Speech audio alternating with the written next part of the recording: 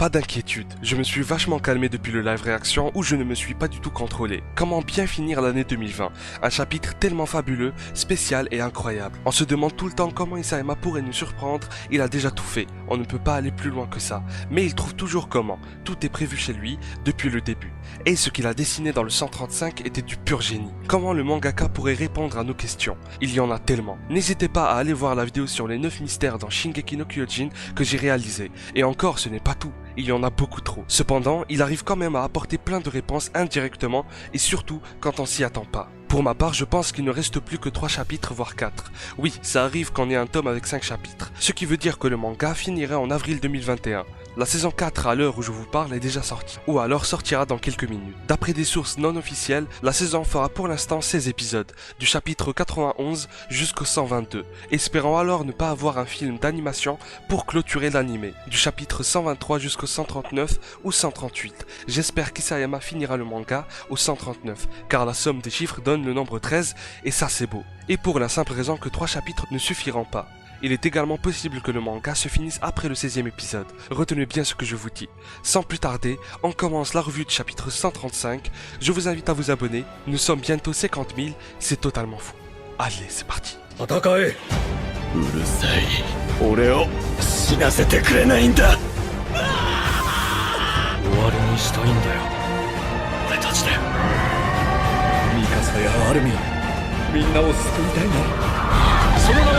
エレン・イエーガーユミル・フリッツは自由のために戦った名は進撃の巨人 Flashback directement, Ymir avait bel et bien libéré les cochons, donc ses autres esclaves ne faisaient que se défendre, moi qui croyais qu'elle avait été accusée à tort, mais quand même ça reste qu'une enfant, après, qui voudrait se sacrifier ou perdre un œil? Dites-moi si quelqu'un d'entre vous est partant pour jouer les héros. Bon, la façon avec laquelle Isayama a dessiné la première et deuxième page est tellement ingénieuse, en ouvrant la clôture non seulement elle a ouvert la porte à la liberté, mais au chaos en même temps. Nous pouvons donc voir Ymir avec plus ou moins la même pose qu'autrefois, en train de regarder ce qu'elle a créé, un monde cauchemardesque qui cherche à le détruire finalement. Le titan cuirassé a one-shot le bestial. Ce dernier ne contenait pas Sig Jäger, ce qui prouve que c'était effectivement Eren qui avait créé ce titan grâce au pouvoir de l'originel. Imaginez si Frida avait la chance d'exploiter tout le potentiel de sa créature. Elle aurait défoncé Grisha en 2 secondes. Levi est encore une fois très déçu. On dirait bien que l'heure n'est pas encore venue pour tenir sa promesse faite à Erwin. Je pense que Sig doit être prisonnier quelque part, et surtout en contact avec Eren. Si la théorie d'Annecy est vraie, c'est-à-dire si effectivement Eren a toujours besoin de Sig, il doit le protéger, pour qu'il puisse continuer d'utiliser le pouvoir du fondateur. Je veux plutôt croire le contraire, puisqu'Ymir elle-même est du côté d'Eren. C'en est fini de Sig, plus besoin de sang royal. Par contre, il reste 2 hypothèses. Soit Sig est caché dans un cocon en cristal, comme ce qu'a fait Misthyber à Revelio, soit Sig est déjà mort, et on verra par la suite pourquoi. Chercher un petit corps dans un immense titan est chose impossible, et ils ne peuvent pas perdre leur temps.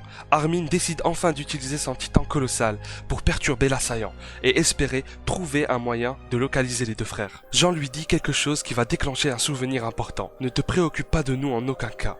Accomplis ta mission. Armin baissant la tête se souvient de ce que disait Erwin. Quelqu'un qui ne peut sacrifier ne sera jamais capable de changer les choses. Armin enchaîne avec: je le sais bien, on ne peut pas changer les choses sans sacrifice. Donc, je dois enterrer mes petites espérances pacifiques. Un titan sort de nulle part et le capture dans sa bouche. Ce dernier veille bien à ce qu'Armin ne se transforme pas en se mordant la langue. On dirait bien qu'il a aperçu Ymir pendant un instant. Je me demande vraiment si c'est le cas. Cette scène me fait rappeler à Ramsay sur le point de mourir. Mais bon, ce passage voulait sans doute confirmer que c'était Ymir derrière ceci. Elle a ramené plein de titans. Jean, Connie, Levi, Mikasa, Pieck et Reiner contre une centaine de monstres. Je ne veux point jouer au jeu des ressemblances, ce n'est pas pour critiquer, mais cette scène est également présente dans Tokyo Ghoul Re. J'en avais déjà parlé dans une ancienne review, et si je me rappelle bien de l'animé, n'hésitez pas à me corriger si je me trompe, il y avait plein de monstres qui sortaient de l'énorme créature de Kaneki, empêchant tous ceux qui y pénétraient de trouver la source, qui était Lise. Lise est clairement comme Ymir, et je trouvais ceci très intéressant de le partager avec vous, car l'histoire de Tokyo Ghoul ressemble en quelque sorte à celle celle de Shingeki no Kyojin. L'hydravion avait fini par s'écraser, et Onyankopon, ce héros légendaire, a survécu. Il est inconscient, mais respire toujours. Quelque chose de très humain dans cette scène est que, au début, les Eldiens de Mars se demandaient s'il était de l'île de Paradis, mais l'ont quand même aidé sans hésitation. Et Monsieur Leonard qui ne peut pas s'empêcher de lui demander s'il connaissait Annie.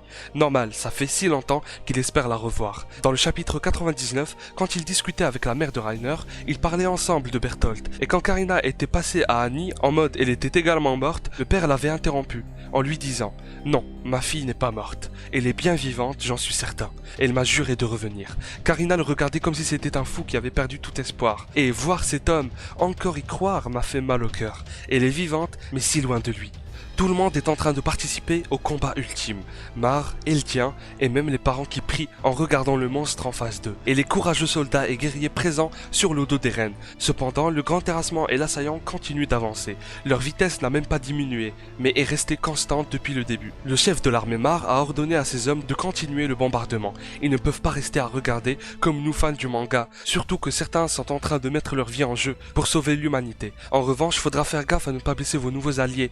Tout a changé. Bah oui, les Eldiens ne seront plus de simples pions à transformer en titans pour déclencher une pluie de monstres dès le matin. Les titans qu'Ymir a créés sont très classes et imposants, et font très peur. On peut en trouver de tous les genres, des marteaux d'armes, des titans mâchoires, assaillants, bestial, féminin, cuirassé de chez Wish, et j'en passe. Bref, la commande est arrivée avec tous les modèles venus du ciel. Tout le monde était confus. Ils ne semblaient pas être des titans bêtes, mais plutôt des titans conçus pour un seul et unique objectif. Combattre. Levi conseille à tout le monde de se calmer et de réfléchir. Même lui aura du mal à les vaincre, sans mentionner le fait qu'il ne soit pas en pleine forme. Il voulait faire l'appât en attendant, mais Pieck décide de nous révéler quelque chose de totalement extraordinaire. Tous les titans qu'on voyait depuis tout à l'heure sont ceux des années passées. Peut-être qu'elle a su ça à Mar, ou alors en ayant eu une fois un souvenir de l'un de ses prédécesseurs. Xaver avait donc raison pour ses recherches et ses théories, dans le chapitre 114. Félicitations. En tout cas, elle se demandait s'ils étaient conscients, c'est-à-dire si l'esprit des prédécesseurs était également présent. Et je pense que oui et non, vous allez voir pourquoi dans quelques instants. D'ailleurs, ça me fait rappeler à une ancienne vidéo datant de 2018. Le charrette décida d'attaquer Eren. Il n'y avait pas 43 000 solutions, abonne-toi. Mais une seule, celle de viser la nuque de l'assaillant. Tout le monde semblait être contre bizarrement. Après avoir enroulé la chaîne de bombes autour de son cou, elle sortit de son titan pour déclencher l'explosion. Fâcheusement, l'ancien titan marteau d'armes décida de la piquer avec son énorme trident. Pickfinger, la waifu du siècle, ne semble pas être morte, mais juste coincée dans le titan. Le reste baissa sa garde, le cuirassé en premier prit cher. Oui, car c'est au tour de Porco Gaillard de surgir et de lui montrer que jusqu'au bout il aura été meilleur que lui. Façon de parler, ce mec ne pensait qu'à ça. Tous ces titans avaient leurs yeux comme fermés, preuve qu'ils ne sont pas maîtres d'eux-mêmes. Tous les soldats galèrent et frôlent la mort plusieurs fois. La seule issue était de retrouver Armin pour qu'il se transforme. En plus, il se rend bientôt à court de Thunder Spears. Décidément, Ymir a vraiment compliqué le combat, et Eren est tout à fait d'accord avec ce qu'il se passe. Il l'a dit, si ses amis se mettent à travers de leur chemin, ils se battront contre eux, sans pitié. Retour d'Armin, en train de manquer d'air petit à petit. Il s'est demandé si Eren allait le tuer, puis après pensa que c'était sans doute Ymir. Il l'a vu dans le chemin, mais comment il a su que c'était elle? Ce dernier ne savait pas qu'ils avaient le même objectif, donc Eren n'interviendra pas. Ymir est comme son ange gardien. Pendant qu'Armin parlait, Isayama nous montrait plusieurs aperçus du combat, et c'est fou encore une fois de voir un titan chien, un titan bestial.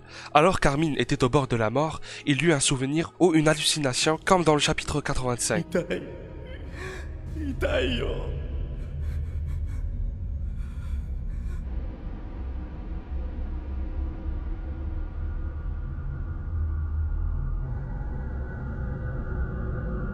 C'est peut-être la suite de ce qu'on avait vu auparavant, ou alors Bertholdt était bien présent et pleurait car son esprit allait être réinvoqué pour combattre. Dans ce cas, Pieck et Reiner auraient également dû voir leurs prédécesseurs. Et tiens, qui a réellement fabriqué ces titans? Vu qu'Ymir était présente sur le terrain et non dans le chemin. Sig, ou alors Eren enfant, vous voyez comment Isayama arrive à nous troller avec cette liberté d'interprétation et je trouve ça hyper joli. Parce qu'au final, la vérité n'existe pas. Tout le monde peut avoir une analyse bien construite, différente et intéressante. Bertholdt pleure. D'ailleurs, ça me fait rappeler à une ancienne vidéo datant de 2018. Je suppose que les 9 titans primordiaux auraient des âmes, car à un moment, on voit le colossal souffrir et pleurer dans les pensées d'Armin, en disant qu'il avait mal. Peut-être que ce n'est que Bertholdt, et dans ce cas j'aurais tort, mais supposons qu'il possède vraiment des âmes. Imaginez la personne qui obtient tous les et c'est au titan colossal, prédécesseur d'Armin, d'entrer dans la game, prenant le titan cuirassé, son ancien frère d'armes, puis le croqua. Karina, observant tout ceci, s'écroula en perdant tout espoir. Par la suite, le demi-titan colossal, comme dans la saison 2, tomba, mais cette fois-ci, Connie a failli y rester. Pas de temps à perdre. Mikasa le sauve de la mort, ce dernier inconscient a failli se faire bouffer par un titan mâchoire. Levi, essoufflé, crache du sang. Ça s'annonce mal. Très mal même. Reiner en vie, et heureusement. Jean le tient par la main. Leur équipement est cassé, et Brown ne peut pas se transformer sinon il tomberait et se ferait écraser par les titans colossaux. Jean qui nous rappelle que le titan cuirassé est tellement inutile qu'il finit à chaque fois en mauvais état. Il marque un point.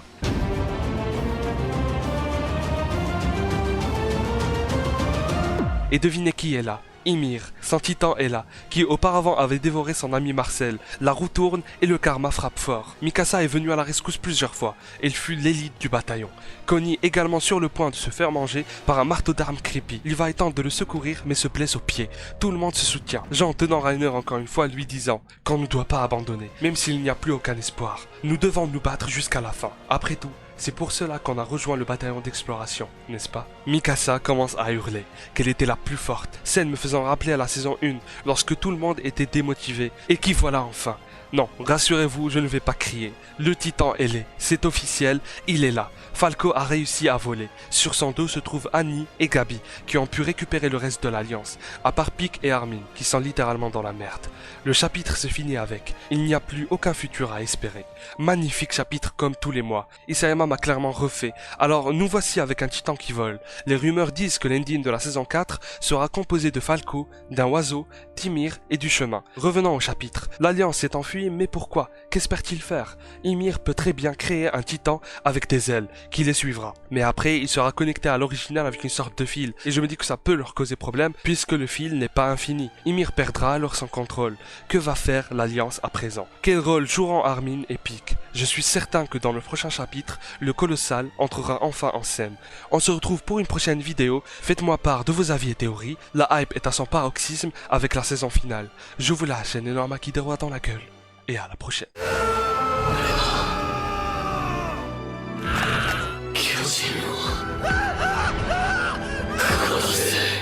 そしてその道は全て一つの座標で交わる。つまりそれが始祖の巨人だ。